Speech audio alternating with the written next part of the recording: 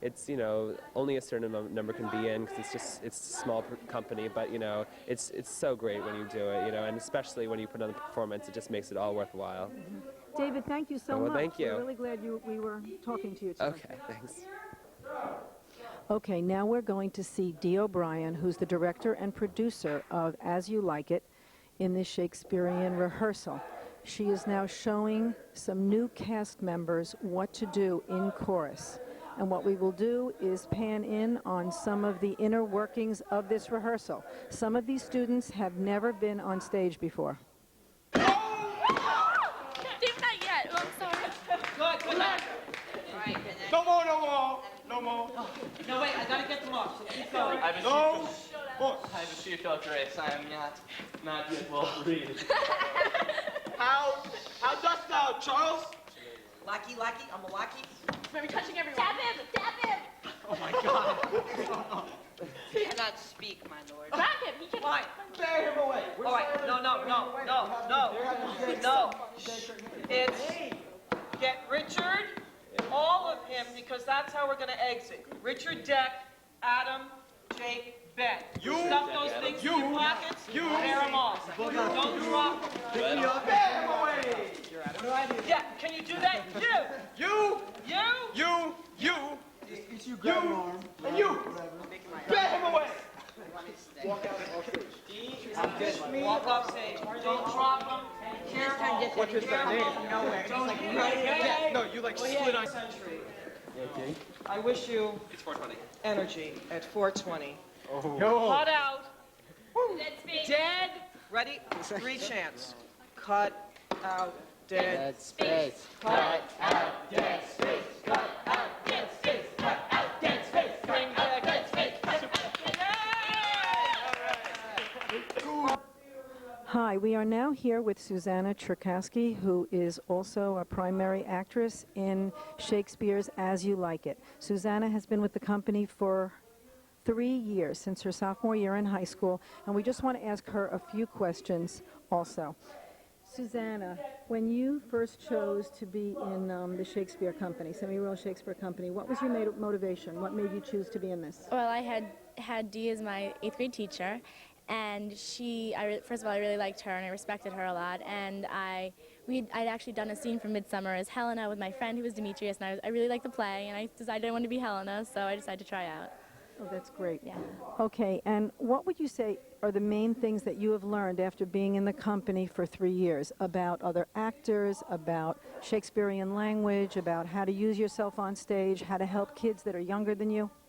Well, I guess this year I've gotten a great dose of helping people who are younger than me because I'm the oldest in the play as of now, and I think that it's hard because a lot of them are, they haven't been on stage before.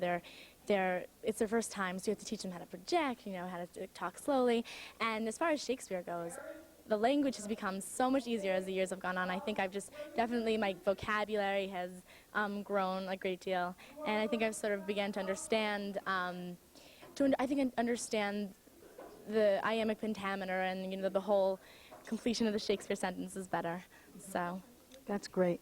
I heard you the other day giving some advice to other students in the circle about how they should speak and how they should use themselves on stage. Do you remember some key things that you had said that day or that you normally tell to other people? Well, definitely I think the most important thing about being on this stage is projection, because if people aren't going to hear what you're saying, then it's not going to mean anything to them. So definitely diction, projection, and I guess just sort of opening up, stage presence, you sort of have to, you can't turn your back to the audience. I guess just sort of simple things that basically everyone has to learn when they come into the theater. I also heard Susanna talking with the others about their body language and how to use physical language to express what is often hard to understand, because Shakespearean language is difficult to understand. Can you tell us something about that? Well, yeah, I think that because so much of it is going to go over the audience's head, which is it's too bad, but it's really what happens about 50%, I'd say. So I think what's really important is that the actors learn to take their to use their physical comedy, to use their physical actions to relate with other people, to express it to the audience in a way that they'll understand it. Because you have to remember that a great deal of our audience is younger children who don't have the vocabulary, don't have the understanding of the complicated plots. So physical comedy and physical touching, all that stuff is really important.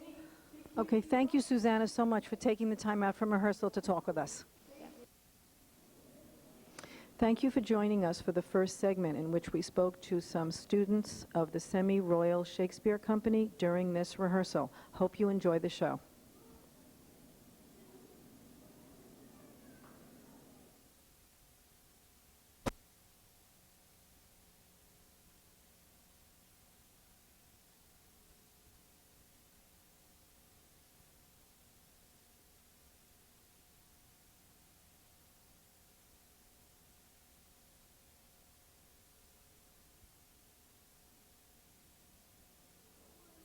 Hi, during this segment we're going to discuss the choice of the 1960s as the decade in which As You Like It is being performed.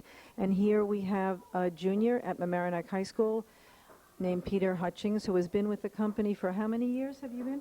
Since 8th grade, so this is my 4th year. Yeah, this is his 4th year with the company. And as you can see, he's dressed in 60s garb. Can you tell us, Peter, how they chose this costume and who you're supposed to be in the play? Okay, I'm Orlando in the play, and I'm going into the forest now. When I was back in the village, I basically wore a tie-dye shirt with a blue denim shirt over, kind of to represent like the early 60s, you know, like Sandlot, baseball, that sort of stuff. Now I'm into the woods. I'm wearing more of like a hippie stuff. I don't know if the pants are staying, but Well, certainly people wore see the shoes? See the shoes? blue jeans and sneakers in the 60s. Yeah, In yeah. the East Village, especially of New York, and I just other visited Berkeley. cities. And Berkeley, right, that's right. Could you just tell us about your part a little bit in this play? I am Orlando, and when the play starts off, I'm an oppressed younger brother. Basically, when my father died, he left me in his will money, which I never got because my older brothers kept it from me. You know, so basically, I get like really angry. I get into this fight with this wrestler in which I throw him, and because of who my father was, I don't get the money. So I get really angry and I run into the woods after I've met my true love now, Rosalind, Susanna Tchaikovsky. And in the woods, I go through a number of ordeals in which I meet Rosalind, my love, dressed up as a guy, and the guy helps me, gives me coaching lessons in how to win over the girl. So it's kind of like, you know, a whole... But why not the better part vain mercy? I should not seek an absent argument of my revenge, thou present, but look to it. Find out thy brother wheresoe'er he is. Seek him with candle. Bring him, dead or living, within this 12-month, or seek thou no more to turn the living in our territory. Thy lands and all things thou dost call thine, do we seize into our hands, till thou canst quit thee by thy brother's mouth of what we think against thee. Oh, that your highness, my hardness, I never loved my brother in my life. More villain thou. Well, push him out of doors, and let my officers of such a nature make an extent upon his house and land. Do this expediently and turn him going.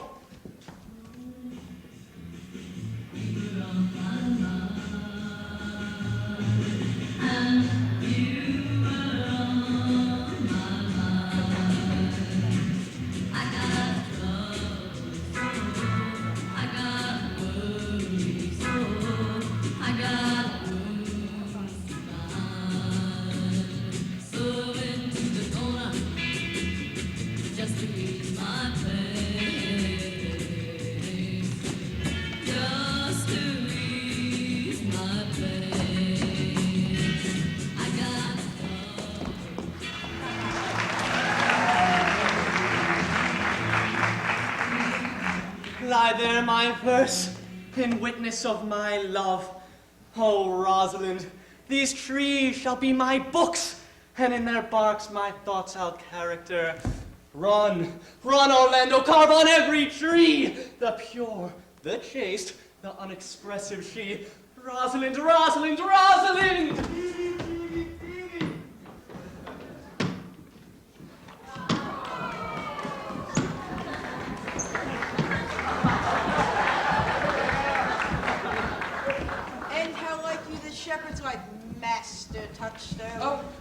Truly, shepherd, in respect of itself, it is a good life, but respect that it is a shepherd's life, it is not. No. Respect that it is in the fields, it pleases me well, but respect that it is not in the court, it is tedious. Respect that it is solitary, I like it well, but respect that it is private, it is a very vile life. Hast any philosophy in thee, shepherd? No more, but that I know, the more one sickens, the worse at ease he is. That he that wants money, means, and content is without 3 good friends. That the property of rain is to wet and fire to burn. A good pasture makes fat sheep. That a great cause of the night is lack of the sun, and that he that hath no wit by nature nor art may complain of good breeding, or comes of a very dull kindred. Oh, such a one is a natural philosopher. Wast thou ever in court, shepherd? No, truly. Oh, then thou art damned. Nay, I hope. No, truly, thou art damned, like an ill-roasted egg, all on one side. For not being at court, your reason. Why, if thou never wast at court, thou never sawest good manners. If thou never sawest good manners, then thy manners must be wicked. And wickedness is sin, and sin is damnation. Thou art in a parlous state, shepherd. Not a wit touchstone. Those that have good manners in the court are as ridiculous in the country as the behavior of the country is most mockable at the court. You told me you salute not in the court, but you kiss your hands. That courtesy would be uncomely if courtiers were shepherds. Oh, instance briefly, come instance. Why, we are still handling our ewes, and their fells, you know, are greasy. Why, do not your courtiers' hands sweat? It is not the grease of a mutton as wholesome as the sweat of a man. Shallow, shallow, a better instance, I say, come. And they are often tarred over with the surgery of our sheep. And would you have us kiss tar? Courtiers' hands are perfumed with musk. Most shallow man, thou worms me in respect of a good piece of flesh indeed. Learn of the wise and perpend. Musk is of baser breath than tar, the very uncleanly discharge of a cat. Mend thy instance, shepherd. You have too courtly a wit for me, I'll rest. Oh, wilt thou rest damned? God help thee, shallow man. God make incision in thee. Thou art raw. Sir, I am a true laborer. I earn that I eat. Yet that I wear, oh, no man hate, and be no man's happiness. Glad of other men's good, content with my harm, and the greatest of my pride is to see my ewes grazed and my land That is another simple sin in you, to bring the ewes and the rams together, and to offer them for living by the copulation of cattle, to betray a she-lamb of a 12-month to a crooked pillion, to conquer your lamb out of all reasonable match. If thou beest not damned for this, the devil himself will have no shepherds. I can see not how thou should escape.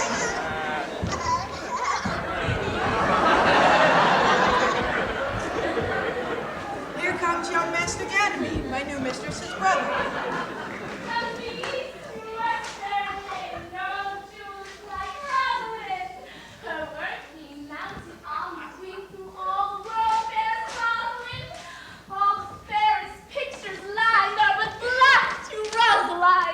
Let no face be kept in mind but the fair Rosaline. I'll rhyme you so 8 years together. Dinners, suppers, and sleeping hours accepted. Oh, fool. For a taste. If a heart do lack a hind, let him seek out Rosalind. If the cats will after kind, so be sure will Rosalind. Winter garments must be lined, so must slender Rosalind. Oh, they that reap must sheaf and bind, then to cart with Rosalind. Sweetest nut hath sourest rind, such a nut is Rosalind. He that sweetest rose will find, must find love's prick and Rosalind. This is the very false gallop of verses. Why do you infect yourself with them? Peace, you dull fool. I found them on a tree. Oh, truly, the tree yields bad fruit. Peace, I say. Here comes my sister reading. Stand aside. Why should this a desert be? For it is unpeopled? No.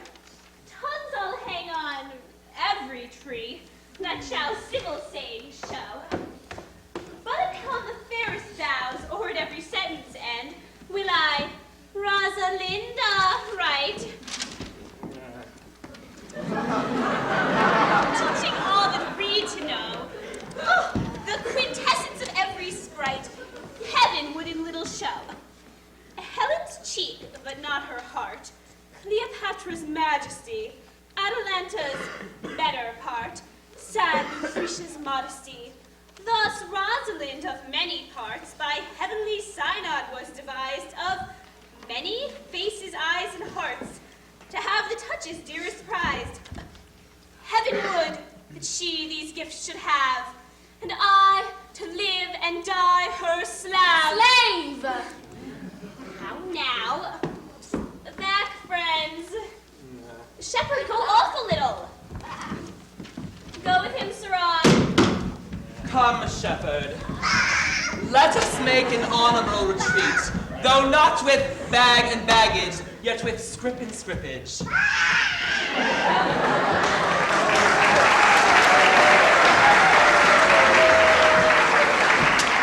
thou hear these verses? Oh, yes, I heard them all and more too.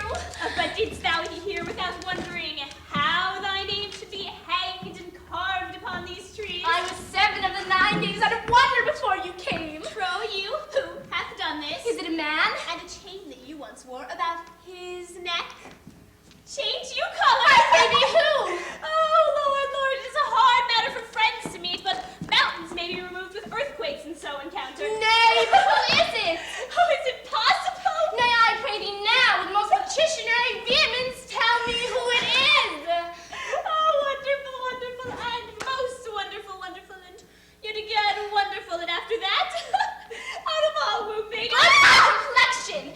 Dost thou think though I am caparisoned like a man, I have a doublet hose in my disposition? Wanting to delay more is a south sea of discovery. I pray thee tell me who it is quickly and speak apace. Take the cork out of thy mouth, that I may drink thy tidings. So you may put a man in your belly? Oh, is he of God's making? What manner of a man? Oh, it is.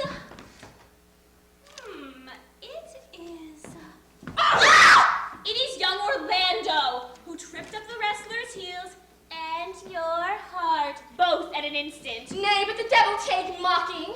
Speak sad, brown, true maid. In faith, cuz, 'tis he. Orlando! Orlando. Oh, alas the day! What shall I do with my doublet and hose? What did he when thou saw'st him? What said he? How looked he? Wherein went he? Did he ask for me? Where remains he? How parted he with thee? Oh, and when shalt thou see him again? Answer me in one word! Borrow me Gargantua's mouth first. 'Tis a word too great for any mouth of this age's size. But does he know I am in this forest? And in man's apparel, looks he as freshly as he did the day he wrestled. Take a taste of my finding him and relish it with good observance. I found him under a tree, like a dropped acorn. Oh, it may be well called Job's tree when it drops forth such fruit. Give me audience, good madam.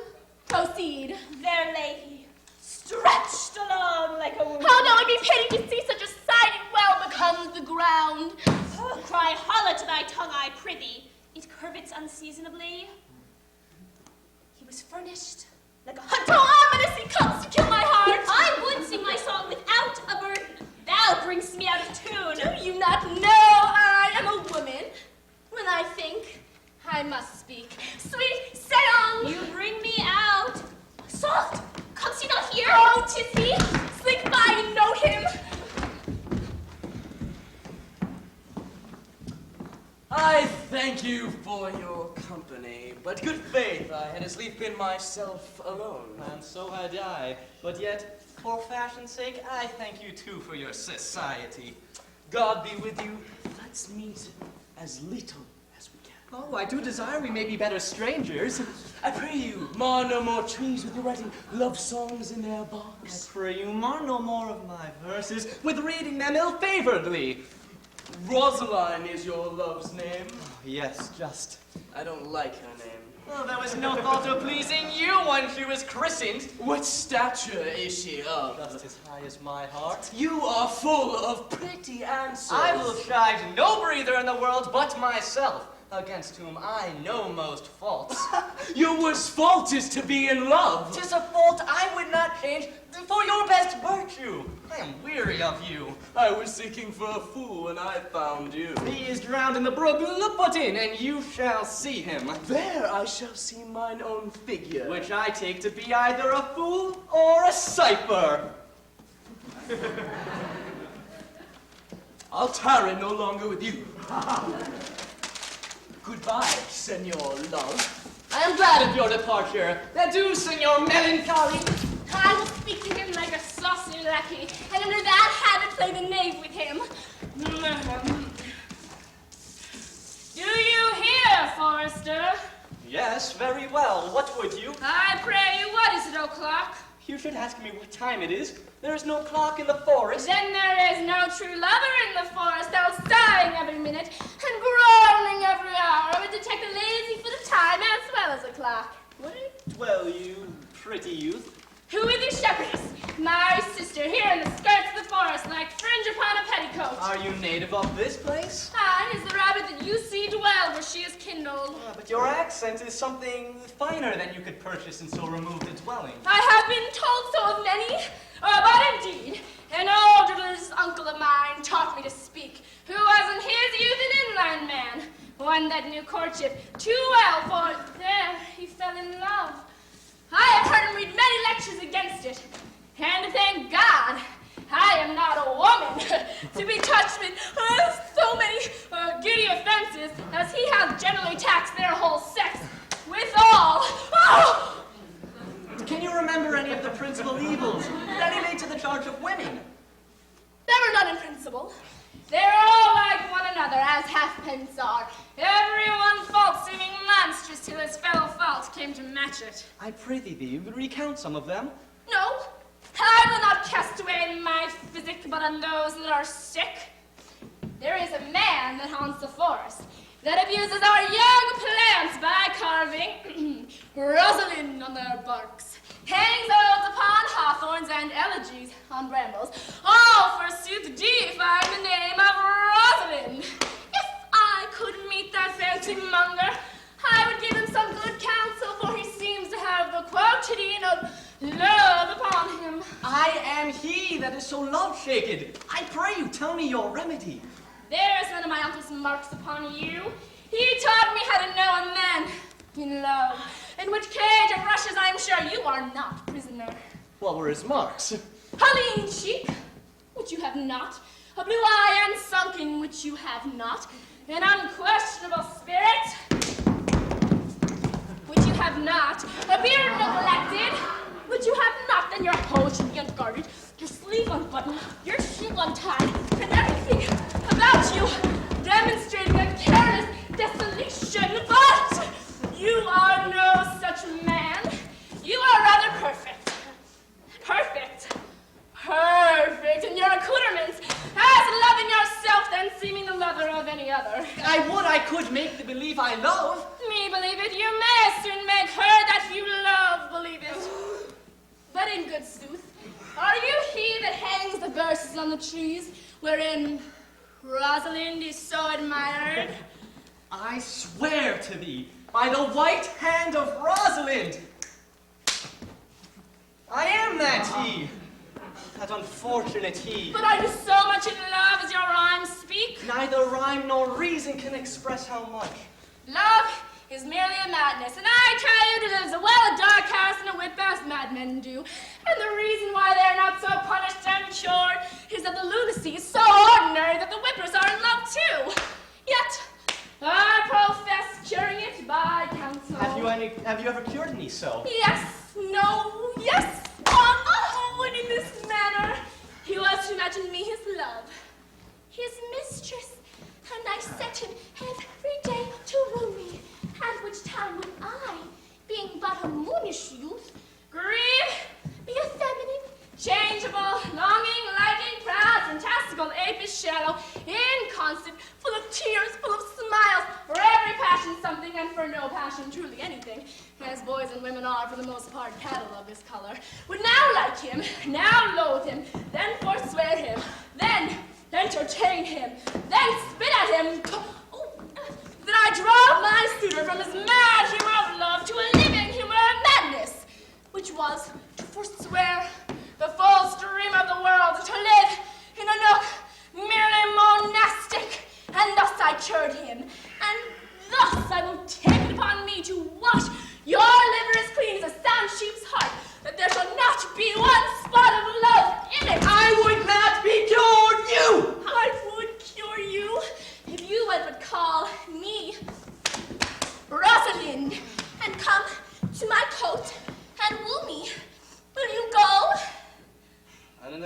of love I will. Where is it? Go with me to it, and I'll show it to you. And by the way, you shall tell me where in the forest you live. Will you go? With all my heart, good youth. Nay, but you must call me Rosalind. Come, sister, will you go?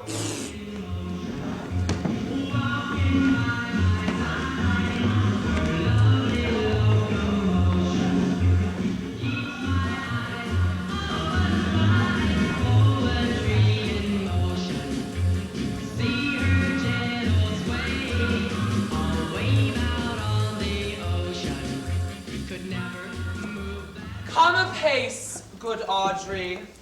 I will fetch up thy goats, Audrey. And how, Audrey? Am I the man yet? Doth my simple feature content you? Your features, Lord warrant us, what features? I am here with thee and thy goats, as the most capricious poet honest Ovid was among the Goths. Oh, knowledge ill inhabited, worse than Jove in a thatched house. When a man's verse cannot be understood, nor a man's good wit seconded with the forward child understanding, it strikes a man more dead than a great reckoning in a little room. Truly, I wish the gods had made thee poetical. I do not know what poetical is. Is it honest in deed and word? Is it a true thing? Oh no, truly, for the truest poetry is the most feigning, and lovers are given to poetry. And it may be said, what they say in poetry, as lovers, they do feign. Do you wish then the gods had made me poetical? Oh, truly, for thou swearest me thou art honest. Now, if thou wert a poet, I might have some hope thou didst feign. Would you not have me Honest!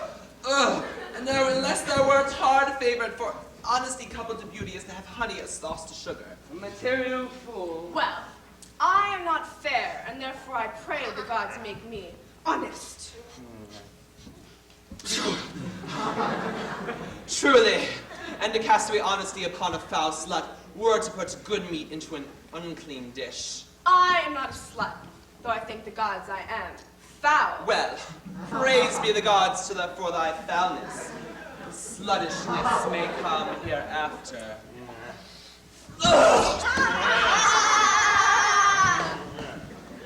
But be it as it may, I will marry thee.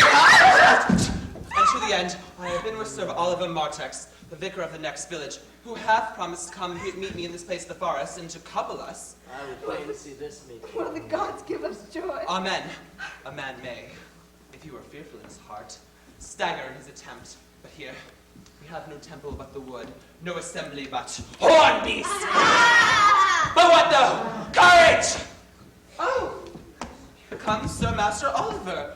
Sir Master Oliver, you are well met. Will you dispatch us here under this tree, or shall we go with you to your chapel? Is there none here to give the woman? I will not take her on gift of any man. Truly, she must be given, or the marriage is not lawful. Proceed, proceed. I will give her. Good evening, good monsieur, what you call it. You are well met. God yield you for your last company. I am very glad to see you. Even a toy in hand here, sir. Nay, pray be covered. Will you be married motley? As the ox hath his bow, sir, the horse his curb, and the falcon her bells. So man hath his desires, and his pigeon's bill, so wedlock would be nibbling. But will you, being a man of your breed, be married under a bush like a beggar, get you to a church and have a priest who can tell you what marriage is? This man will but join you as they join timber. Then one of you will prove to be a shrunk panel and warp. I am not in the mind, but I were better to be married of him than of another. For he is not likely to marry me well, and not being well married, it will be a good excuse for me hereafter to leave my wife. Go thou with me and let me counsel thee. Come, Audrey, we must be married, or we will live in Vaudry. Fare thee well, Sir Master Oliver. 'Tis no matter. Never a fantastical name in all shall flout me out of my calling.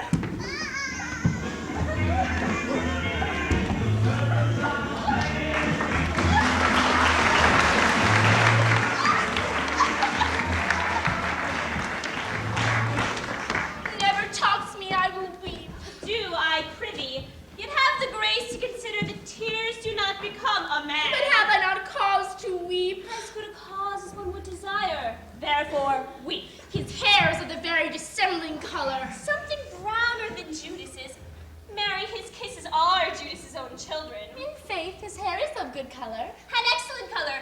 Your chestnut was ever the only color. And his kissing is as full of sanctity as the touch of holy bread. He hath but a pair of cast lips of Diana. A nun of Winter's sisterhood kisses not more religiously. The very ice of chastity is in them. Then why said he would come this morning, and comes he not? Nay, certainly there is no truth in him. Do you think so? Yes, I think he's not a pig purse nor a horse dealer. But as for his verity in love, I do think him as concave as a covered goblet or a worm-eaten nut. Not true in love? Yes, when he is in, but I think he is not in. You have swear downright he was. Was is not is. Besides, the oath of a lover is no stronger than the word of a tapster.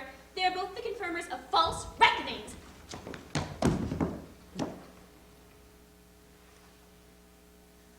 He attends here in the forest on the Duke your father. I saw the Duke yesterday, and had much question with him. He asked me of what parentage I was, and I said it was good as he. So he laughed and let me go. Oh, what talk we of fathers when there is such a man as Orlando? Oh, there's a brave man. He writes brave verses, speaks brave words, swears brave oaths, and breaks them bravely. But all's brave that youth amounts and folly guides. Who comes here? Mistress and master, you've oft inquired after the shepherd. Phoebe, Phoebe, Phoebe. You complained of love that you saw sitting by me on the turf, praising the proud, disdainful shepherdess that was his mistress. Well, what of him? You wish to see a pageant truly played between the pale complexion of true love and the red glow of scorn and proud disdain.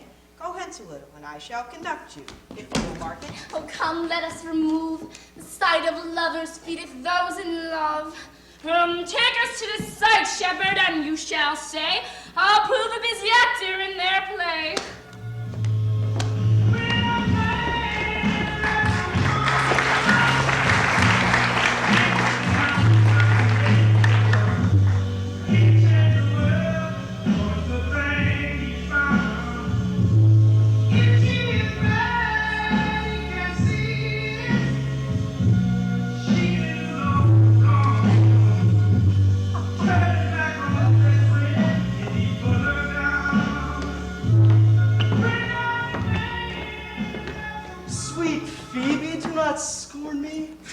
Phoebe, say that you love me not, but say not so in bitterness. The common executioner whose heart the accustomed sight of death makes hard, falls not the axe upon the humble neck, but first begs pardon. Will you sterner be than he that lives and dies by bloody drops? I would not be thy executioner. I fly thee, for I would not injure thee. Thou tellest me there is murder in mine eye. 'Tis pretty, sure, and very probable that eyes that are the frailest and most softest things, who shut their coward gates on enemies, should be called tyrants, butchers, and murderers. Now I do frown on thee with all my heart, and if eyes can wound, now let them kill thee. Now counterfeit to swoon, fall down, or if thou canst not, for shame, lie not to say my eyes are murderers. Now show me the wound my eye hath made in thee. Scratch thee but with the pin, and there remains some scar of it. Lean upon a rush, and the cicatrice, incapable in pressure, thy calm some moment keeps. But mine eyes, which I have darted at thee, have hurt thee not, for I am sure there is no force in eyes that can do hurt. Oh, dear Phoebe, if ever, as that ever may be near, you meet in some fresh cheek the power of fancy, then shall you know the wounds invisible that love's keen arrows make. But until that time, come not near me. And when that time comes, afflict me with thy mocks. Pity me not, for until that time, I will not pity thee. And why, I pray you, who might be your mother, that you insult, exalt, and all at once over the wretched? What though you have no beauty, as by my faith I see no more in you than without candle may go dark to bed? Must you therefore be proud and pitiless? Why, what means this?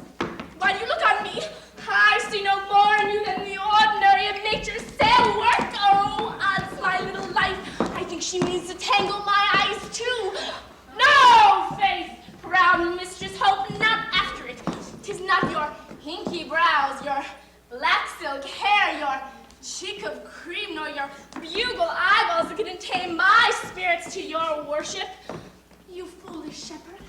Wherefore do you follow her like foggy south, puffing with wind and rain? You are 1,000 times a properer man than she a woman. 'Tis such fools as you that makes the world full of ill-favored children. 'Tis not her glass, but you that flatters her. And out of you she sees herself more proper than any of her lineaments can show her. But, mistress, know yourself. Down on your knees and thank heaven fasting for a good man's love. For I must tell you, friendly in your ear, sell when you can. You are not for all markets. Cry the man mercy. Take his offer.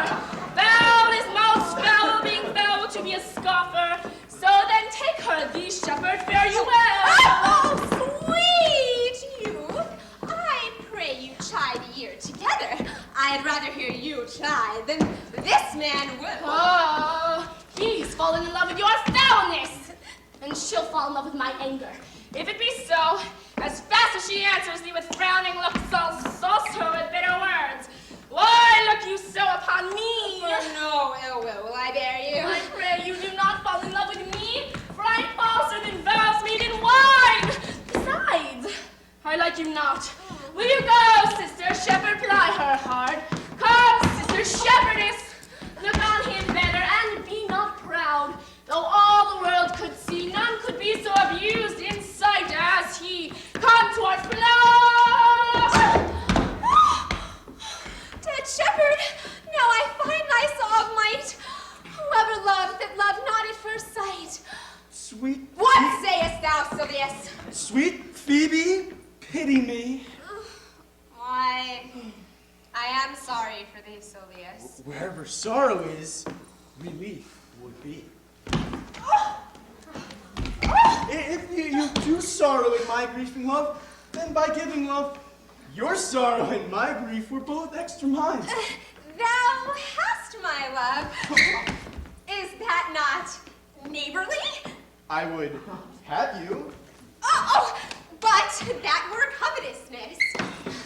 Sylvius, the time was that I hated thee, and though I do not bear thee love, since thou canst talk of love so well, your company, which erst was irksome to me, I will endure.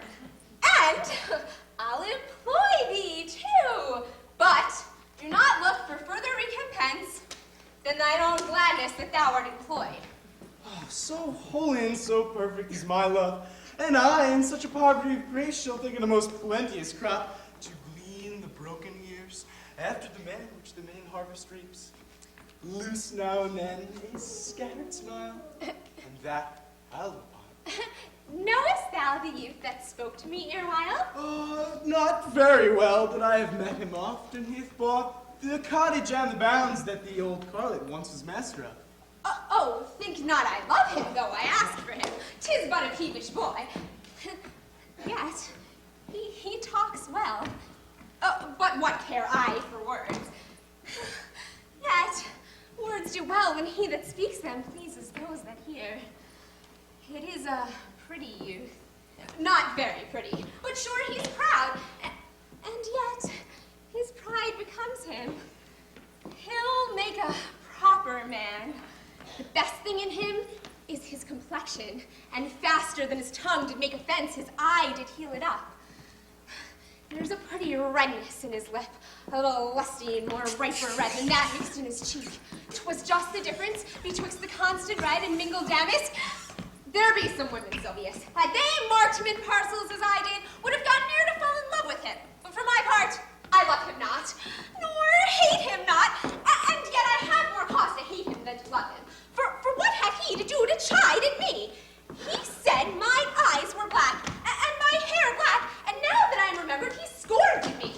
I marvel why I answered not again. But that's all one. Omittance is no quittance.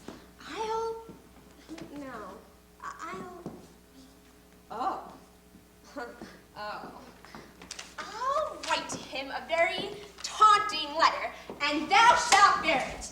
Oh, wilt thou? thou, Sylvius? Evie, with all my heart.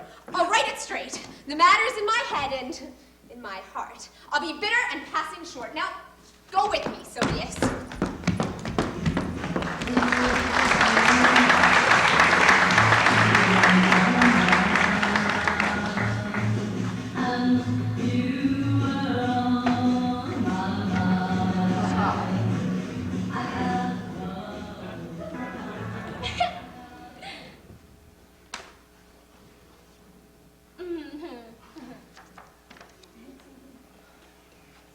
Hi, pretty youth. Let me be better acquainted with thee. They say you are a melancholy fellow. I am so. I do love it better than laughing. Those that are in the extremity of either are abominable fellows and betray themselves to every modern censure worse than drunkards. It is better to be sad and say nothing. Why then 'tis better to be a post. Aha! Good day and happiness, dear Rosalind. Nay then, God be with you, and talk in blank verse. Farewell, Monsieur Traveler. Why, how now, Orlando? Where have you been all this while? You, a lover, and you serve me such another trick? Come no more in my sight. My dear Rosalind, I come within an hour of my promise. Break an hour's promise in love? Pardon me, Rosalind. Nay, and you be so tardy, come no more in my sight. I had as lief be wooed of a snail. Of a snail? Aye, of a snail. For though he comes slowly, he carries his house on his head. A better jointure, I think, than you make a woman. But come, woo me, for now I'm in holiday humor and like enough to consent. What would you say to me now when I be your very Rosalind? I would kiss before I spoke. Nay, you had better speak first. Am I not your Rosalind? I would take some joy to say you are, for I would be talking of her. Well, in her person, I say it will not have you. And in mine own person, I die. No, faith, die by an attorney. The poor world is almost 6,000 years old, and there was not in this time any man died, vita licet, in a love cause. Troilus had his brains dashed out with a Grecian club, yet he did what he could to die before, and he is one of the patterns of love. But this is a lie. Men have died from time to time, and worms have eaten them, but not for love. Oh! Oh! Oh! Oh!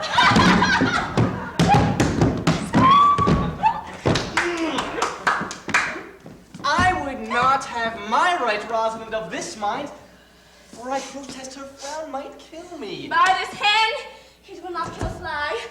But come, now I will be your Rosalind in a more coming on disposition. Ask me what you will, I will grant it. And love me, Rosalind! Yes, faith will I, Fridays, Saturdays, and all. And, wilt thou have me? I and 20 such. What sayest thou? Are you not good? I should hope so. Why then can one desire too much of a good thing? Come, sister, you shall be the priest and marry us. Give me your hand, Orlando. What do you say, sister? Pray thee, marry us. I cannot say the word. You must begin. Will you? Go to. Will you, Orlando, have to wife this Rosalind? I will. Aye, but when? Why, now? As fast as she can marry us. Then you must say I take the Rosalind for wife. I take thee, Rosalind, for wife. I would ask you for your commission, but I do take the Orlando for husband. There's a girl goes before a priest, and certainly a woman's thoughts runs before her actions. So do all thoughts, they're winged. Oh, now tell me how long you would have her after you have possessed her. Forever and a day? Oh, say a day without the ever. No, Orlando men are April when they woo, December when they wed, maids are May when they are maids. But the sky changes when they're wives. I will be more jealous of thee than a Barbary cock pigeon over his hand. Rosalind, do so. By this hand she will do as I do. Oh, but she is wise. Now she could not have wit to do this. For these 2 hours I must leave thee, Rosalind. Last year I cannot lack thee 2 hours. must attend the Duke at dinner. By 2 o'clock, I will be with thee again. Go your ways, go your ways. I knew what you would prove. My friends told me as much, and I thought no less. 'Tis but one castaway, and so, come death, 2 o'clock is your hour. Ah, yes. By my troth, and in good earnest, and so God mend me, if you break one jot of your promise, or come 1 minute behind your hour, I will think you the most pathetic break promise, the most hollow lover, and the most unworthy of her you call Rosalind. Therefore, beware my censure, and keep your promise. With no less religion than if thou wert my Rosalind. So I do.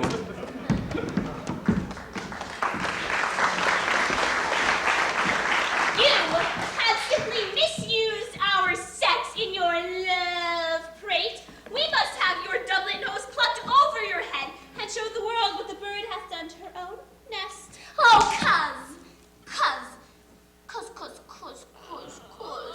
my pretty little cuz, that thou didst know to fathom how deep I am in love. But it cannot be sounded. My love hath an unknown bottom like the Bay of Portugal. Oh, or rather bottomless, that as fast as you pour affection in, it runs out. No! That same wicked bastard of Venus that was begot of thought, conceived of speed and born of madness. That same blind, rascally boy that abuses everyone's eyes because his own are out. Let him be the judge of how deep I am in love. I'll tell thee, Ariana, I cannot be out of sight of Orlando. I'll go find a shadow and sigh till he come, and I'll sleep.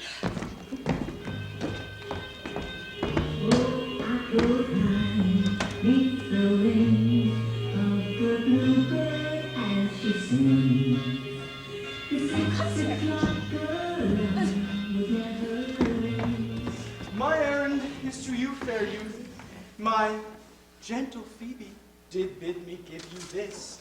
I know not the contents, but as I guess by the stern brow and waspish action which she did use as she was writing of it, it bears an angry tenor.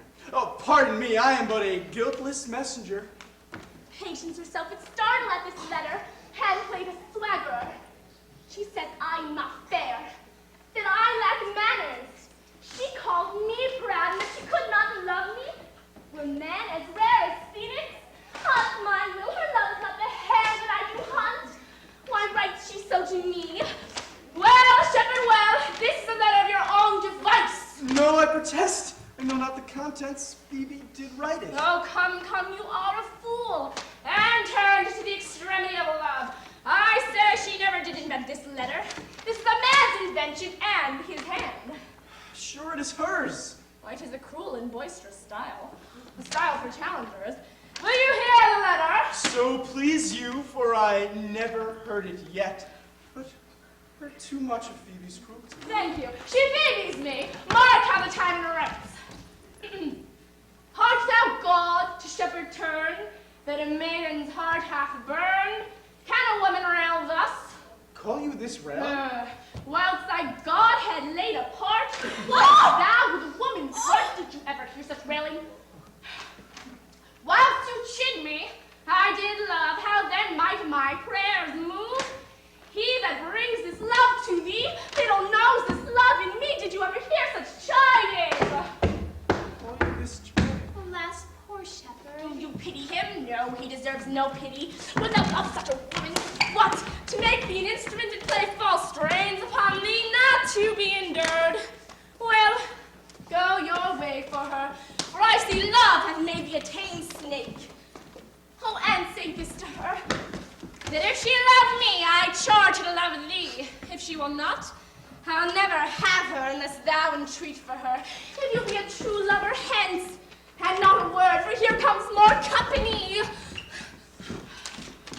Good morrow, fair ones. Pray you if you know, where in the forest lies a sheepcote fenced about with olive trees? Well, west of this place, down in the neighbor bottom, the rank of willow trees by the murmuring stream, left on your right hand doth bring you to the place.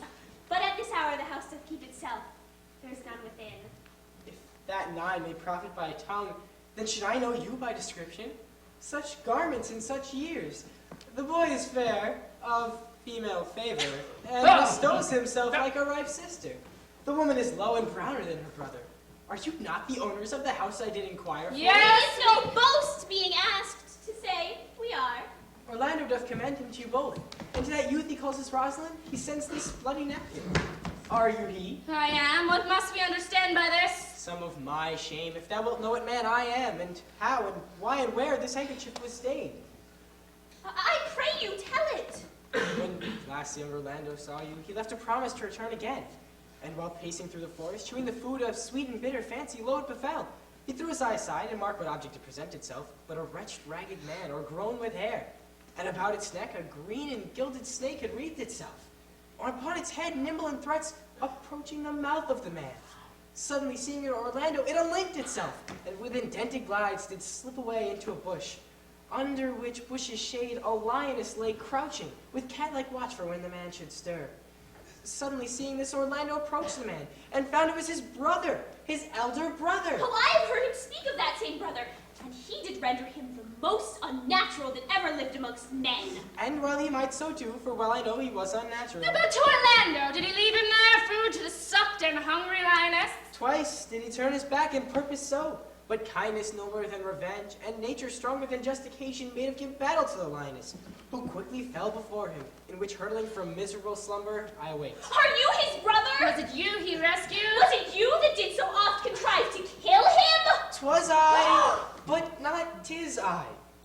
I do not shame to tell you what I was, for my conversion so sweetly tastes, being the thing that I am. But for the bloody napkin! By and by, when from first to last betwixt us 2 tears our countenance had most kindly bathed, as how I came into this desert place, brief he led me unto the gentle Duke, who gave me fresh array and entertainment, committing me unto my brother's love, who instantly led me unto his cave, and there stripped himself, and upon his arm the lioness had torn some flesh away, which all the while had bled, and now he fainted, and cried in fainting upon Rosalind. Brief I recovered him, and bound up his wound, and after some small space, being strong at heart, he sent me hither to tell this story, that you may forgive his broken promise, and to present this napkin stained in his blood to that youth that in sport he doth call his Rosalind.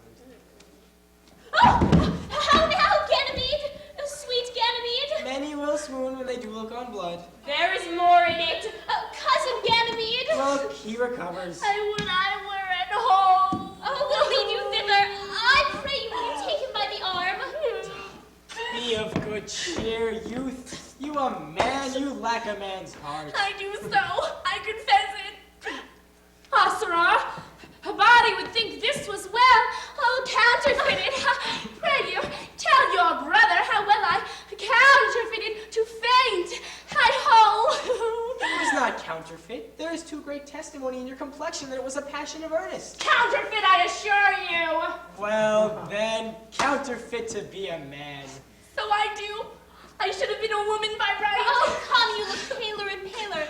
Pray you draw homewards. Good sir, go with us. That will I, for I must bear answer back to how you excuse my brother, Rosalind. I shall devise something, but I pray you, commend my counterfeiting to him. Hi-ho. Will you go? Ah!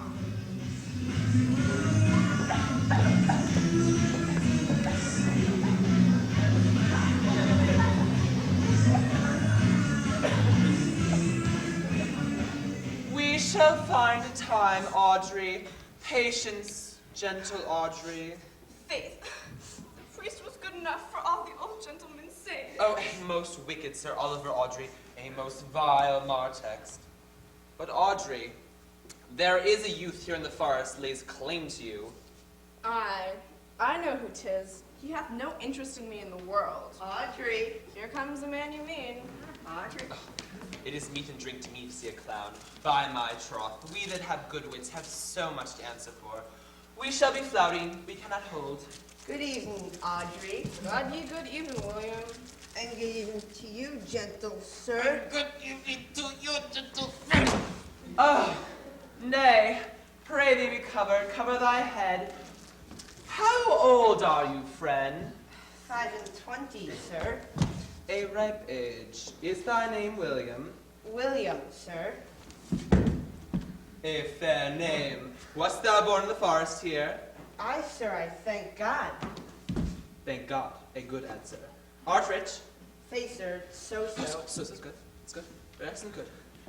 And yet it is not, but it is so-so. Art wise? Aye, sir. I have a pretty wit.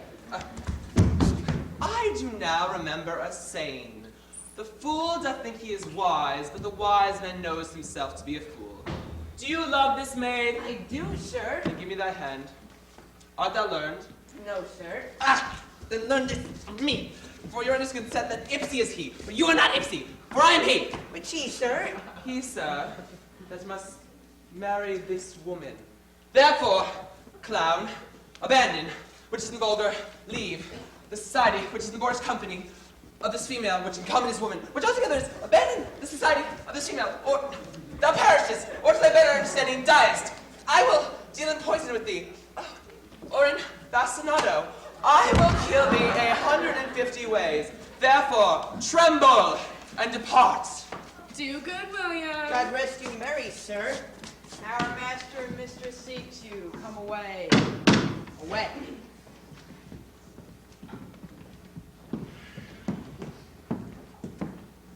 Is it possible that upon so little acquaintance you should like her? That but seeing you should love her, and loving woo, and wooing she should grant? And will you persevere to enjoy her? Neither call the giddiness of it in question, the poverty of it. My sudden wooing, nor her sudden consenting. But say with me, I love Aliana, and say with her that she loves me, and consent with both that we may enjoy each other. It will be to your good, for my father's house and all the revenue that was of old Sir Rowland will lie estate upon you, and here live and die a shepherd. You have my consent. Let your wedding be tomorrow. Thither will I invite the Duke and all's contented followers. Go, you, and prepare to Eliana. For look you, here comes my Rosalind. Patience. God save you, brother. And you, fair sister. Oh, my dear Orlando, how it grieves me to see thee wear thy heart in a scarf. It is my arm. I thought thy heart had been wounded with the claws of a lion. Oh, wounded it is, with the eyes of a lady. Did your brother tell you how well I counterfeited to swoon when he showed me your handkerchief? Aye, and greater wonders than that. Oh, I know where you are. For your brother and my sister no sooner looked, but they loved.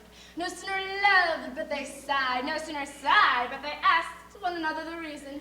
No sooner reasoned, but they sought the remedy. And in these degrees they made a pair of stairs to marriage, which they will climb incontinent, or else be incontinent before marriage. They are in the very wrath of love, and they will together. Clubs cannot part them.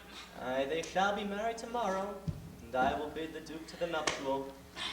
But oh, how bitter a thing it is to look at love through another man's eyes. By so much the more will I tomorrow be at the height of heart heaviness, in being happy, seeing my brother having what he wishes for. Why then tomorrow I cannot serve your turn for Rosalinda? You live no longer by thinking. I will weary you then no longer with idle talking. Know of me then, that I can do strange things. I have, since I was 3-year-old, conversed with a magician, most profound in his art, and yet not damnable. If you do love Rosalind as near the heart as your gesture cries it out, why then tomorrow, when your brother marries Eliana, you shall marry her. Speak'st thou in sober meanings? By my life I do, which I tender dearly, though I say I am a magician. Therefore, get you in your best array, bid your friends, for if you will be married tomorrow, you shall trust Rosalind, if you will. Oh, look. Here comes a lover of mine and a lover of hers. You have done me much ungentleness to show the letter that I writ to you. I tear it out of my hand. It is my study to seem despiteful and ungentle to you. You are there followed by a faithful shepherd. Look upon him. Love him. He worships you. Good shepherd, show this youth what 'tis to love. is all made of faith and service, and so am I for Phoebe. And so am I for Ganymede. Oh, and so am I for Rosalind. And I'm for the woman. It's all made of sighs and tears, and so am I for Phoebe. And so am I for Ganymede. And so am I for Rosalind. And I'm for no woman. It's all made of fantasy, all made of passion, and all made of wishes, all adoration, duty, and observance, all trial, all purity, and observance, and so am I for Phoebe. And so am I for Ganymede. And so am I for Rosalind. And I'm for no woman. Then why blame you me to love you? If so, why blame you me to love you? Wait, if this be so, why blame you me to love you? Why do you speak too? I blame you me to love you. For her that is not here, nor doth not hear. Pray you no more of this. She's like the howling of the Irish wolves against the moon. I would love you if I could. I will help you if I can. Tomorrow, meet me all together. I'll marry you if ever I marry a woman, and I'll be married tomorrow. I will satisfy you if ever I satisfy a man, and you shall be married tomorrow. I will content you if what pleases you contents you, and I don't know why it would. So fare you well. I have left you commands. I'll not fail if I live. Oh, nor I. Nor I.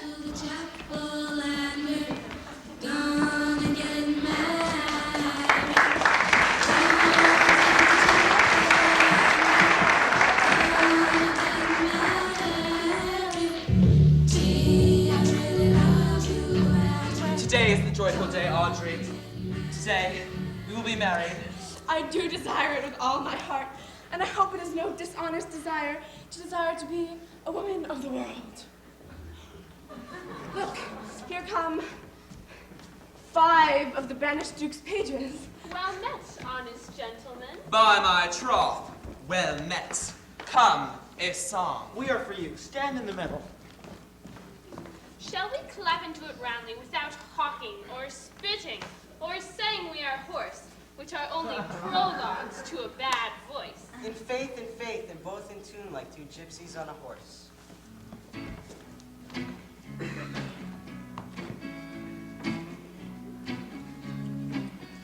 There was a lover and his lass with a hay and a hoe and a hay nonny-no that o'er the green cornfield did pass with a hay and a hoe and a hay nonny-no in the springtime. In the springtime. In the springtime. In the springtime. In the springtime. In the springtime. The only pretty ring time.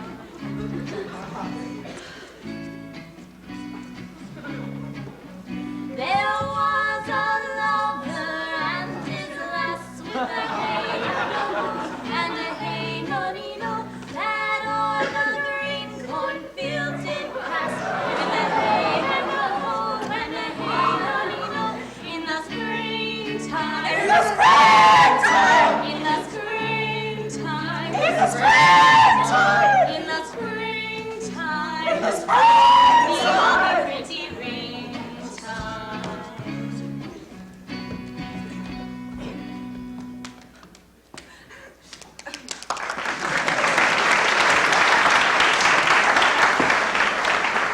Truly, gentlemen, though there was no great matter in the ditty, yet it was so very untunable. You are deceived, sir. We kept our time. We lost not our time. By my troth, yes, I count it but time lost to hear such a foolish song. Goodbye, and God mend thy voices. Come, Luigi. Dost thou believe, Orlando, that this boy can do all this that he hath promised? Sometimes I do believe and sometimes I do not. As those that know they fear and fear they hope. Patience! Once more whiles our compact is urged. You say, if I bring in your Rosalind, you'll bestow her on Orlando here. That would I, had I kingdoms to give with her. You say you'll have her when I bring her. That would I if I were of all kingdoms king. You say you'll marry me if I be willing. That's what I should I die the hour after. But if you do refuse to marry me, you'll bestow yourself on this faithful shepherd. Ugh. So is the bargain. You say you'll have Phoebe if she will. Though to have her and death were both one thing. I have promised to make all this matter even. Do remember in the shepherd voice some lively touches of my daughter's favor. My lord, the first time I saw him, I thought he was brother to your daughter. There's sure another flood toward, and these couples are coming to the ark. Here comes a bear, very strange beast, which in all tongues are called fools. Salutations and greetings to you all. Sir, bid him welcome. This is the motley-minded gentleman I've so often met in the forest. He hath been a courtier, he swears. If any man doubt that, let me take him to my purgation. I have trod a measure. I have flattered a lady. I have been politic with my friend and smooth with mine enemy. I have undone 3 tailors and have had 4 quarrels. I would like to have fought one. And how was that taken up? We met and found the quarrel was upon the 7th cause. 7th cause? How 7th cause? Good, my lord, like you this fellow? I like him very well. Oh, God yield you, sir. I desire you the like. I present here, amongst the rest of the country, copulatives to swear and to forswear as marriage binds and blood breaks. A poor person, sir, a most ill-favored thing, but mine own, a poor humor of mine, sir, to take that no man else will. Rich honesty dwells like a miser in a poorhouse, sir, like your pearl in your foul oyster. He is very swift and sententious. According to the fool's vault, sir, and such dolce diseases. But for the 7th cause, how was the 7th cause taken up? Upon a lie 7 times removed. As thus, sir, I did dislike the cut of a certain courtier's beard. He sent me word that if I was in the mind it was not well cut, he was in the mind it was. This is called the retort courteous. If I sent him word again that his beard was not well cut, he said he cut it to please himself. This is called the Quip modest. If again it was not well cut, he would disable my judgment. This is called the reply churlish. If again it was not well cut, he would say, I spake not true. This is called the reproof valiant. If again it was not well cut, he would say, I lie. This is called the counter-check quarrelsome. And so on to the lie circumstance. And the lie direct. He uses his folly like a stalking horse, and under the presentation of that he shoots his wit. To you I give myself, for I am yours. And to you I give myself, for I am yours. If sight and shape be true, you are my daughter. And if sight and shape be true, you are my Rosalind. Sight and shape be true. Why then, my love, adieu.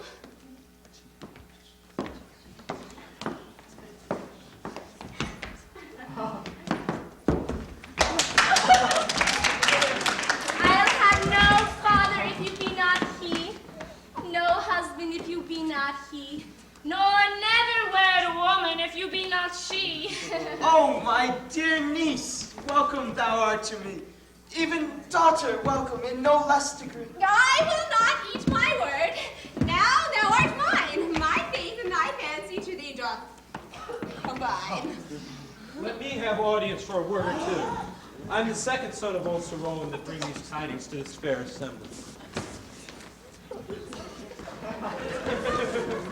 Duke Frederick, hearing how that every day men of great worth resorted to these woods, addressed a mighty power which were on foot in his own conduct, purposely to take his brother here and put him to the sword.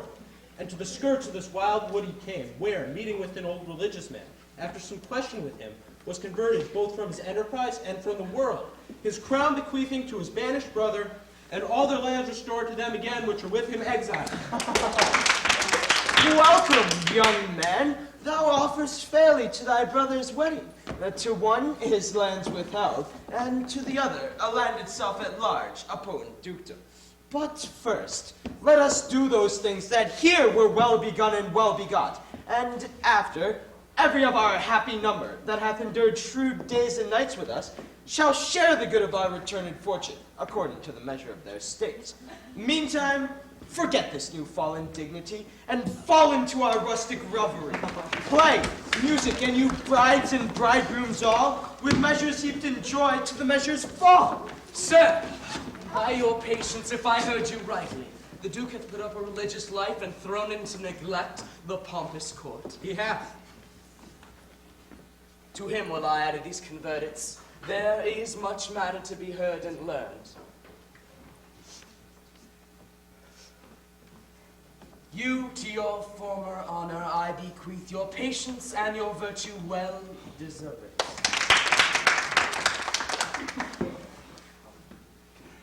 You to a love that your true heart doth merit.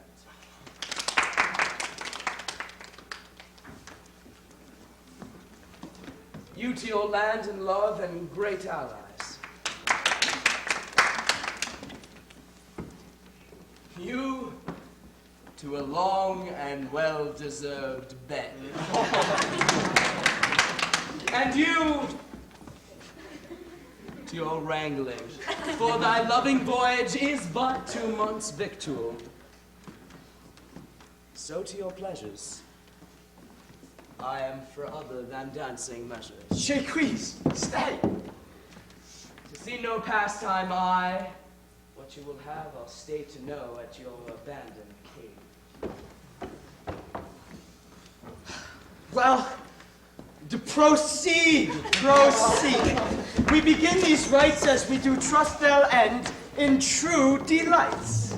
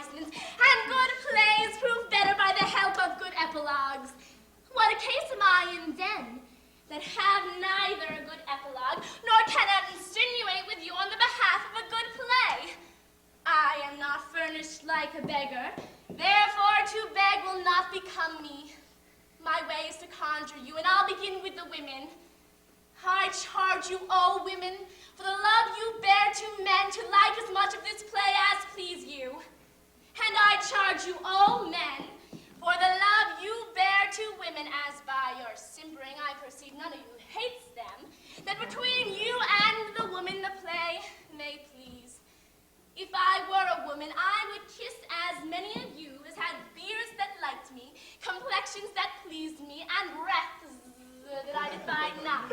And I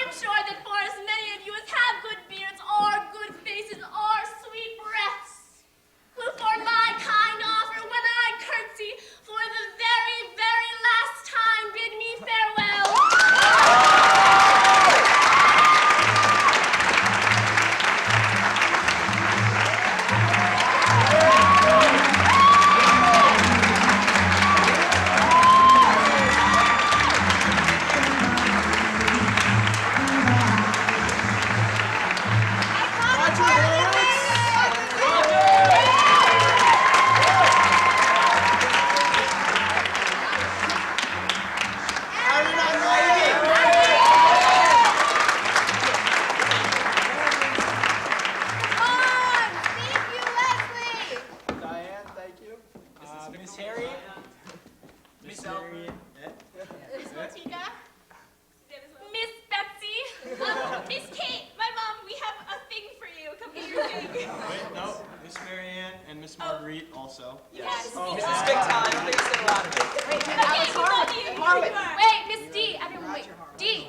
Wait, my mom's supposed to come get her thing. And thanks to LMC-TV for videotaping. Oh, yeah, thanks to D. And Roger. Thanks, Roger. Roger. Everyone, You. Wait, why don't you all come up? Yeah, a gift. That's my mom. We're giving her a thing. Well, Miss Kate, for all your hard work, and thank goodness we still have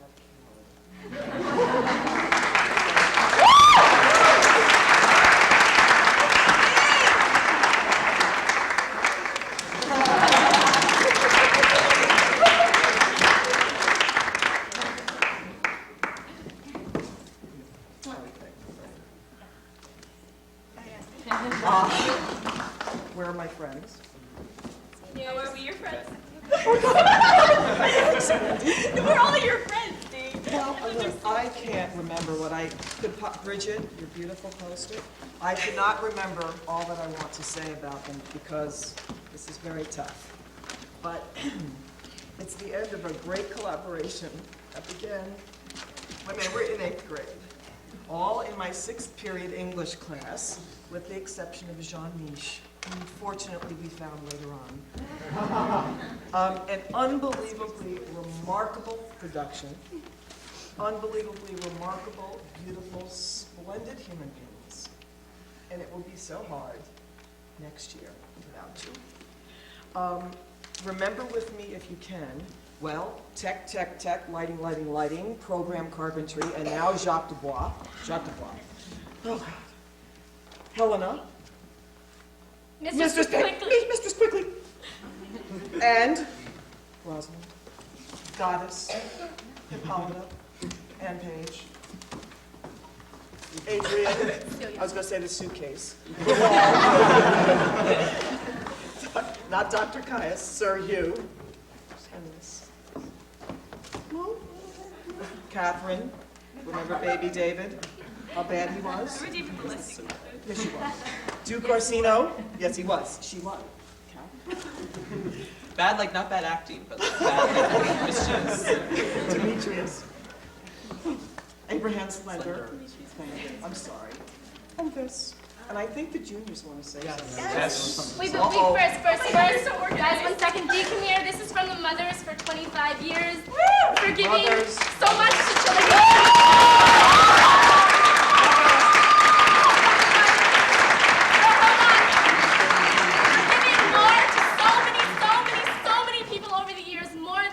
Shakespeare for giving a second home, a second mother. Thank you. We love you so much.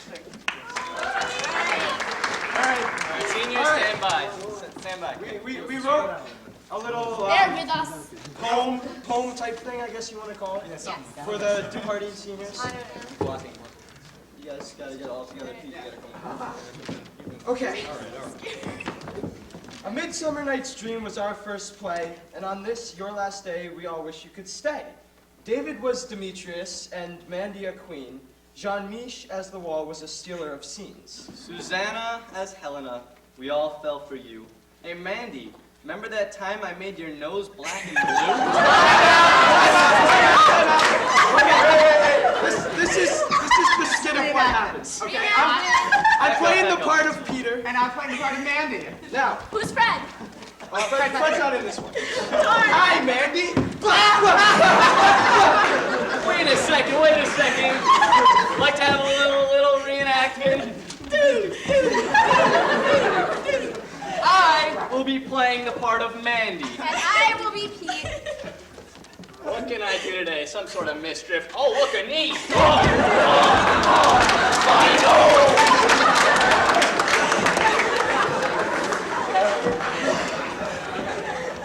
Next year came the merry wives. We all had the time of our lives. Susanna showed a frog instead of her box. Kids thought me showed the girl because of his long black locks. David is slender, taught the fairies about fashion. Gucci, Prada, Calvin Klein, and Chanel are his passion. While in her role as Mistress Anne Page, Mandy made out with Fred on stage. As you like it, it has been so much fun. We can't believe our time together is almost done. John Mish looks like a pirate in his big black pants. None of us knew that he could dance. David failed to learn his lines, so he pasted them on Audrey's behind. Cher Believe was Touchtone's theme song. For once our play wasn't too long. Mandy made noises when she sat on the couch. When Susanna changed her speech, we called her a grouch. Dan Frank decided to grace the stage after building the sets of Duke Theseus and Master Page. Susanna looked manly in her doublet and hose. And for the last time, Mandy, I'm sorry for breaking your nose!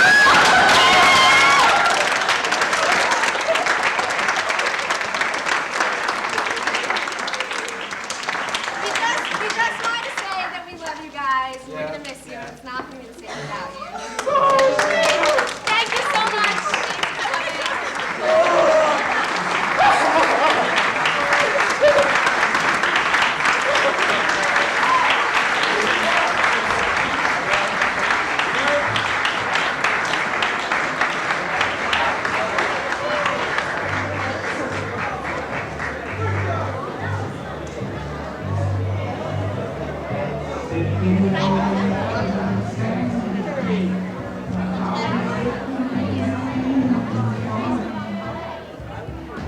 Watching the ships roll in, and then I watch them roll away again.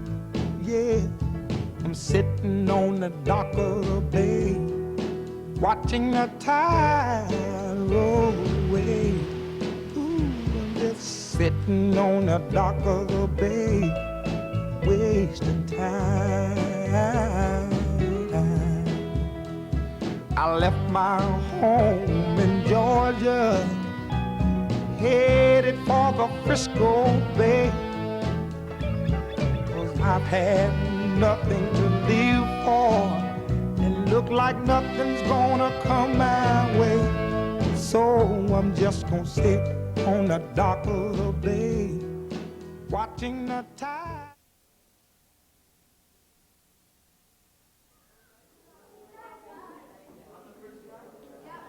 Hi, we are now at the Emlyn Theater in Mamaroneck at a dress rehearsal for As You Like It, a play by Shakespeare that is being performed by the Semi-Royal Shakespeare Company, which is a high school production troupe.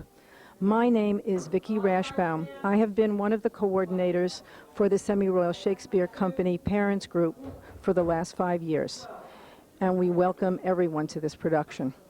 Dee O'Brien is the director and producer, and this was initially her idea to involve junior high and high school students in Shakespeare many years ago. Today we will be talking about why students decide to join a troupe like this and commit 3 or 4 or 5 months of their school year to these rehearsals and learning these plays. We will also talk about the choice of costumes and the different decades that we choose to do the plays in. And we will also discuss the reason for using comedies primarily for these plays and the audience that we try to attract.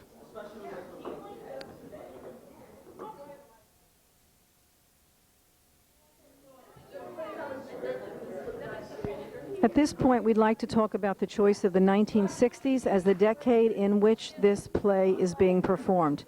In order to do it in the 1960s, although the language stays strictly Shakespeare, traditional Elizabethan language, the costumes are representative of the 1960s. We rent these from SUNY Purchase, and we rent them from a wonderful costume factory in Yonkers. Now we would like to talk to one of the students. His name is David Morehouse, who has been in the Semi-Royal Shakespeare Company for 4 years and has mastered many interesting roles, many, especially comedic. David, we would like to know why you first decided to join the Semi-Royal Shakespeare Company when you were about 13 or 14? Yeah. I was in Dee's 8th grade English class, and as a class, you know, we studied Shakespeare and we did some skits ourselves. But the real motivator to do it myself was when we went to one of her productions of, I guess it was 5 years ago now, of Comedy of Errors, and we saw that and it was really great, and you know, we thought it was really fun, and we wanted to do it. So. And who was in that production that you saw? Oh, Megan Nuringer, Joanna Hellman. So those high school students were currently in the Semi-Royal Shakespeare, yes. and you were in 8th grade at that time? Yes. Okay. And it was just really fun. So, you know, I auditioned and I got part of Duke Orsino in 12th Night and thought it was really, you know, great, and I've done it ever since. Can you tell us what are the plays that you have done so far in Semi-Royal? Well, as I said, I was Duke Orsino in 12th Night, and then sophomore year I was Demetrius in A Midsummer's Night Dream, and last year I was Cousin Slender in The Merry Wives of Windsor, and then this year I'm Touchstone the Clown. As you can tell from Yes, this costume. and it's As You Like It. So, Do you that's what have we've done. any play that's your favorite, would you say, over all the years? I have no, no, I don't.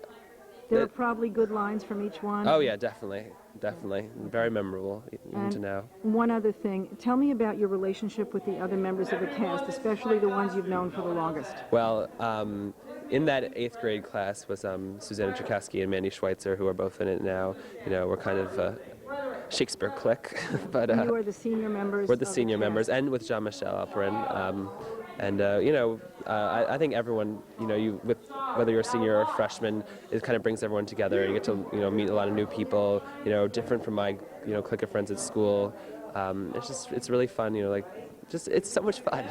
Aside from learning the lines of Shakespeare and what the play is all about, would you say you've learned anything from the other students in the cast? Oh yeah, I mean, certainly, you know, over the years when I was a freshman, I learned so much from the older members, and, you know, each year, you know, you just kind of, like, take a lot of, like, the better acting and the, you know, the skills and everything, and it's, yeah, and it becomes, like, you know, part of you, part of your acting mentality, and it's, you know, so I definitely have learned so much. It's been great. Would you recommend this to 8th graders right Oh now? yes, do it, definitely do it. I mean, it's, you know, only a certain number can be in, because it's a small company, but, you know, it's so great when you do it, you know, and especially when you put on the performance, it just makes it all worthwhile.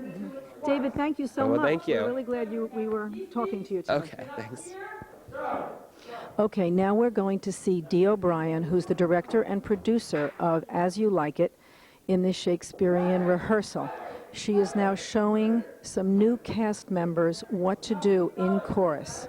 And what we will do is pan in on some of the inner workings of this rehearsal. Some of these students have never been on stage before. Dave, not yet. Oh, I'm sorry. Good luck. No more. No, wait, I gotta get them off, so keep going. I have a seatbelt race. I am not yet well read. How dost thou, Charles? Lucky, I'm a lucky. Maybe touching everyone. Tap him! Oh my God. He cannot speak, my lord. Grab him. He can. Why? Bear him away. All right, no. It's get Richard, all of him, because that's how we're going to exit. Richard, Deck, Adam, Jake, Ben. You. Stuff those things in your pockets. You. Bear them off. Don't drop them. Bear him away. Yeah, can you do that? You. It's you grab an arm. And you. Bear him away. Walk out off stage. Walk off stage. Don't drop them. What's his name? Nowhere. No, you like slid on. Okay. I wish you It's 420. energy at 420. No. Cut out. Dead space. Dead. Ready? 3 chants. Cut out. Dead space. Cut out. Dead space. Cut out. Dead space. Cut out. Dead space. Bring back dead space. Hi, we are now here with Susanna Cherkassky, who is also a primary actress in Shakespeare's As You Like It. Susanna has been with the company for 3 years, since her sophomore year in high school, and we just want to ask her a few questions also.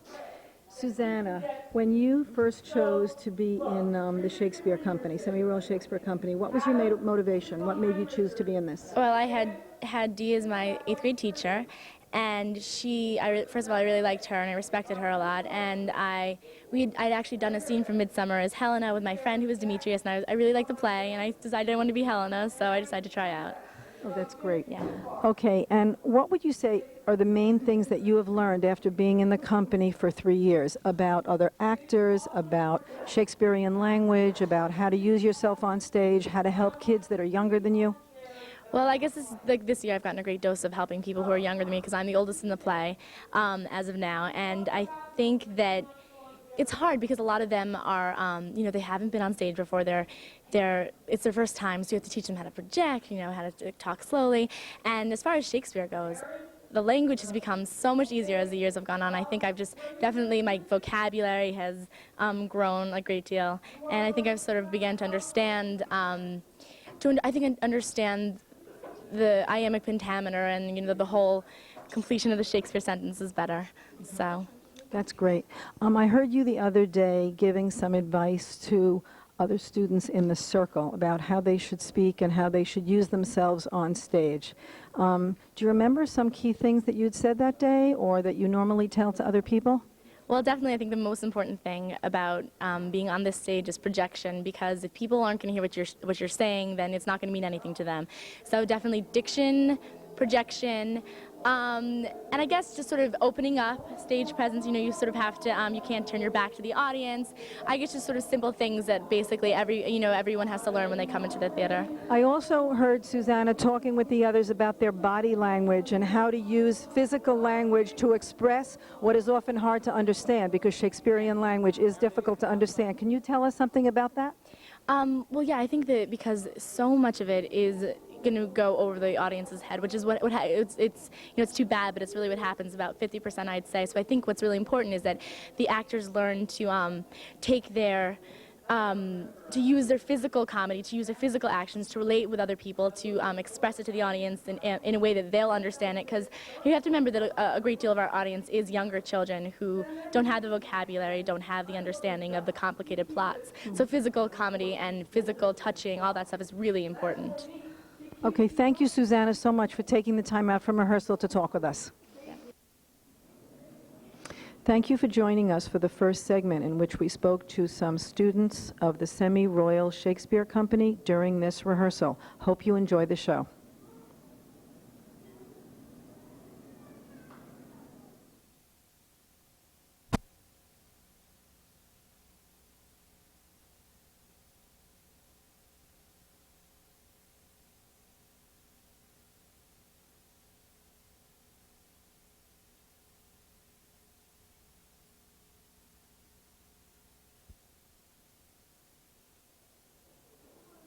Hi, during this segment we're going to discuss the choice of the 1960s as the decade in which As You Like It is being performed.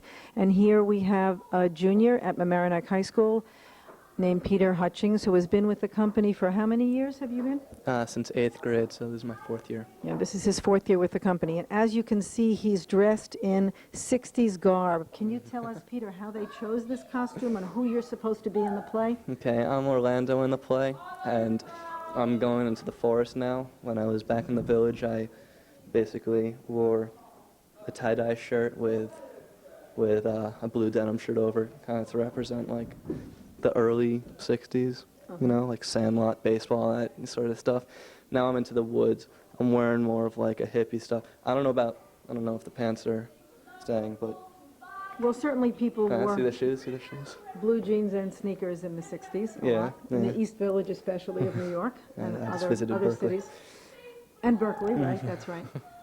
Could you just tell us about your part a little bit in this play? I am Orlando, and when the play starts off, I'm an oppressed younger brother. Basically, when my father died, he left me in his will money, which I never got because my older brothers kept it from me. So basically I get like really angry. I get into this fight with this wrestler in which I throw him, and because of who my father was, I don't get the money. So I get really angry and I run into the woods after I've met my true love now, Rosalind, Susanna Tchaikovsky. And in the woods, I go through a number of ordeals in which I meet Rosalind, my love, dressed up as a guy, and the guy helps me gives me coaching lessons in how to win over the girl. So it's kind of like, you know, a whole ironic. You were definitely the protagonist in this play, right? Yeah, yeah. And how old would you say you were representing? Your character is about how old in this play? I'm 17. 17, okay. Peter has been with the company and played in various other roles and had many different costumes. Can you tell us some of the other plays you were in? In 8th grade, in Scenes from Shakespeare, I was Demetrius in Midsummer. I was Lysander in Midsummer the next year in the full play. He's speaking about Midsummer Night's Dream for those of you who may not be that familiar with Shakespeare. And what else? What other And part? I was Page last year in Merry Wives of Windsor. Which was a very funny play. Thank you, Peter. I know you have to get back on stage. They're calling you right now. Thanks for this interview. Thank you very much. Okay, in this segment, we would like to show the 60s costumes that have been chosen by both Dee O'Brien, the director, and the students who are part of the Semi-Royal Shakespeare Company. As you will be able to hear during the show, the music right now is actually indicative of traditional English folk music. But the music that is used in between the scenes comes from the 60s, the Love and Spoonful and a lot of other groups that were popular at that time. And as you can see in the costumes, there are a lot of baggy pants, a lot of glitter and Indian and Pakistani costumes that were worn in the East Village and Berkeley and all the major colleges at the time of parts of the 60s. A lot of the kids are wearing scarves on their head and all kinds of jewelry, and much of this came from closets of parents who grew up in the 60s and from costume companies and addicts. And that's about it. What makes it interesting, I guess, is that the language is so different than the period of time.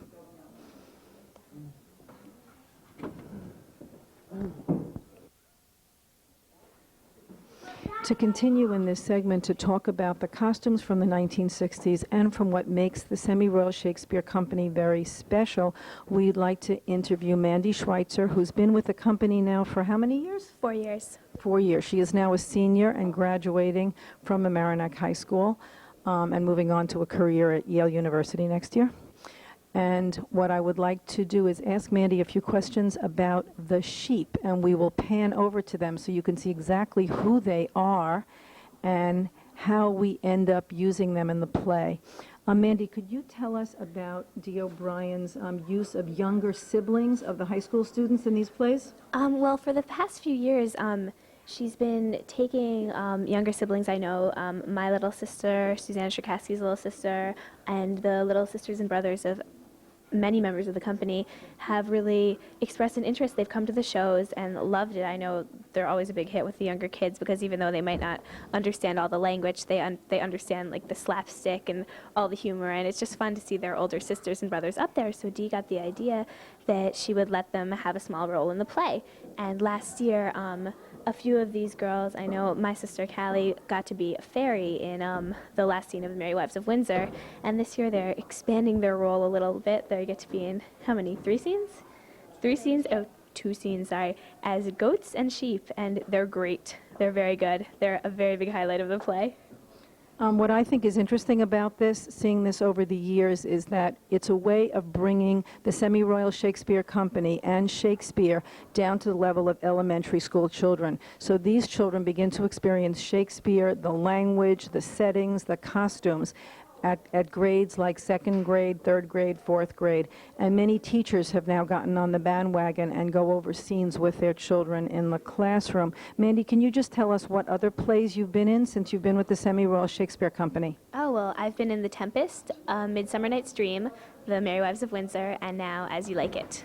And what would you say is the most important thing, if there's one, that you have learned from working with other students and from Dee O'Brien over the 4 years you've been in this group? Well, I've learned so much about acting and understanding Shakespeare. I think interpreting the language is such a big part of it. Dee really makes sure that we understand every word, and then I know this year, as kind of senior members of the company, we've really been able to help the freshmen and the sophomores interpret their lines, and I know we just read King Lear in my AP English class, and I had no problem with it. And there, some people in my class were like, "What is this? Like all these and thous? I don't understand." Whereas I was just like, "Oh, okay, whatever. I've been doing this for 4 years. You know, it's easy." And I think my favorite part is just that we're just like a family. I mean, I know like everyone in the company is just, they're all such close friends of mine, and a lot of them are people that I never would have even met if I hadn't been involved in the company, and I love it. How do you all choose your costumes? For example, we've been talking about the 1960s as the decade in which this play is taking place.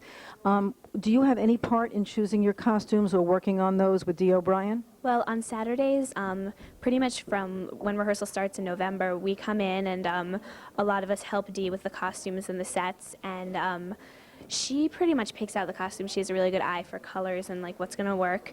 But if we don't like something, we can definitely tell her. And if we have other suggestions, I know one member of our company actually brought in stuff that her mom had worn in the 60s. And now the girl who plays Phoebe is actually getting to wear that in the show. So that was a big help. But really, I think the costumes are great. Dee always says, you have to think of them as costumes, not as clothes. So I mean, obviously, while this isn't something I'd necessarily be wearing to school or anything, I mean, maybe I would have worn it in the 60s. I don't know. I think it's great as a costume. I love it. Okay. Have there been any special moments that you can remember over the years working with kids who are younger than you, or else things that you learned from kids who are older than you, like seniors who have graduated in the past? Well, I could talk for like hours about how much I learned from the older kids, but last year I got to direct a scene in the 8th grade, scenes from Shakespeare. I directed a scene from A Midsummer Night's Dream with 4 8th graders who now, I think 2 of them are actually in the other play. They're both in Comedy of Errors, and I learned so much about how to direct Shakespeare by helping them, and really, because they really didn't understand as much as I thought they would, because of course I went, oh, I understand this, I'll understand it. It forced me to really look at everything and be like, okay, obviously, like, I need to make these lines really clear when I say them when I'm an actress, because if they don't understand it, like reading it, you know, how's the audience ever going to understand it?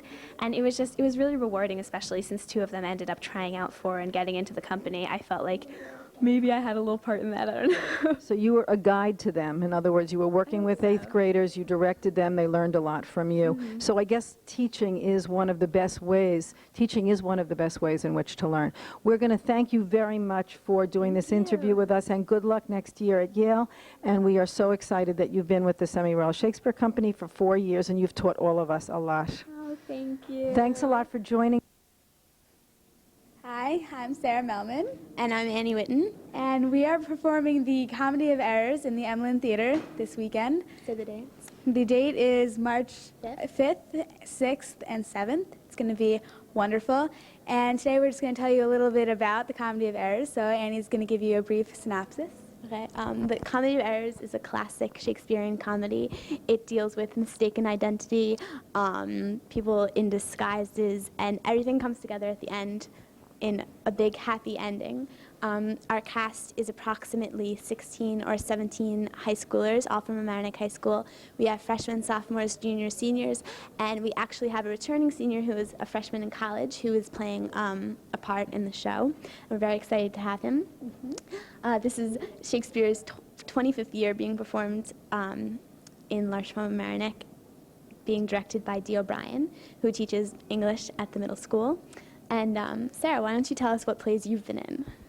I've been in A Midsummer Night's Dream in my 9th grade year, and Merry Wives of Windsor, which was last year, and then 8th grade Shakespeare, which is not going on anymore, but happened last year. I was in a couple of scenes. And Annie? I was also in Midsummer Night's Dream and Merry Wives of Windsor, and my freshman year I was in The Tempest.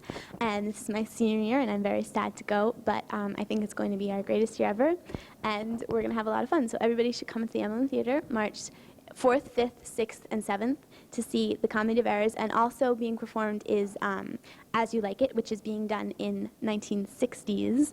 So that's like 60s music and 60s costume, and our play is traditional dress. So, right. Tickets can be bought at the Emlyn box office. You can come before the show to buy the tickets, or you can call ahead and reserve them. And so everybody should come see the show because it's great family fun.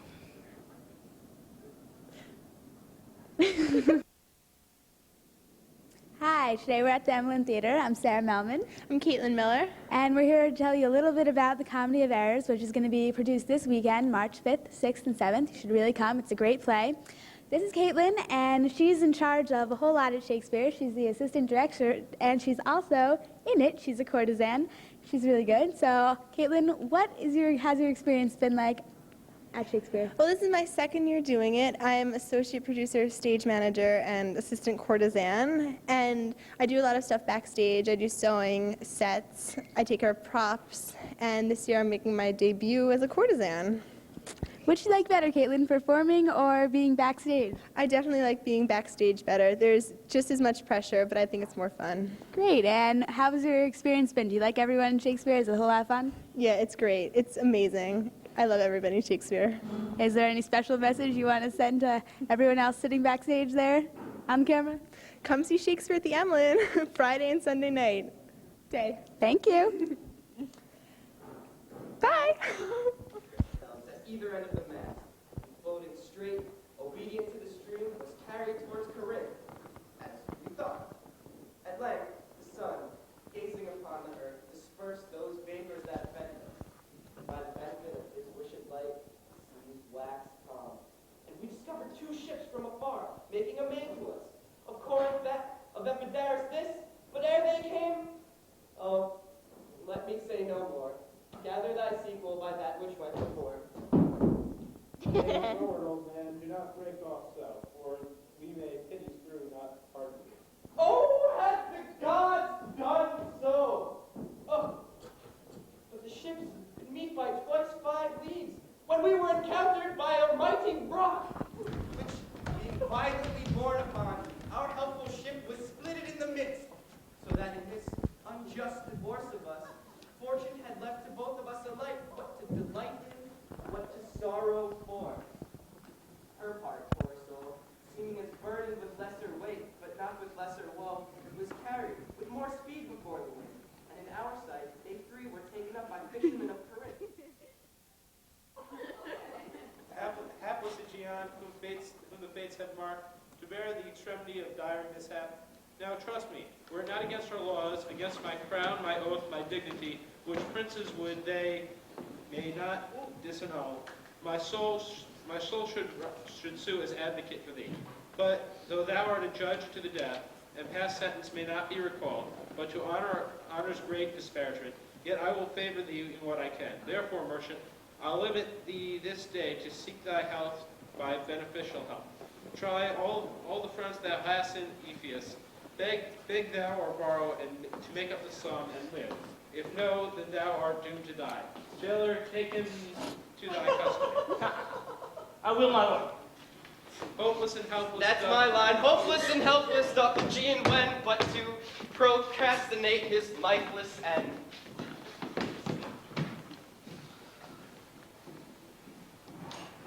Blackout.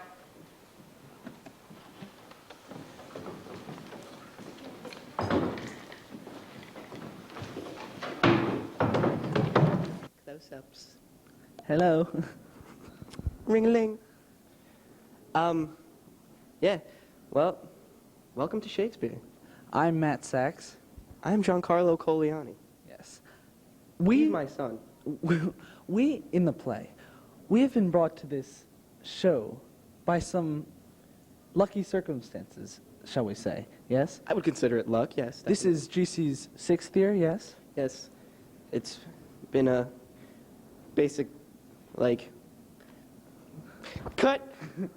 You know, it's been an interesting experience. I've had this 6th play I've done, because, no one in the 25 years that this company's, been around has done it. And it's kind of cool for me, because I'm in college now, and all these little guys are in high school. Well, it is my 2nd year doing this, Yes. and I was actually brought to the show by some sort of unlucky force.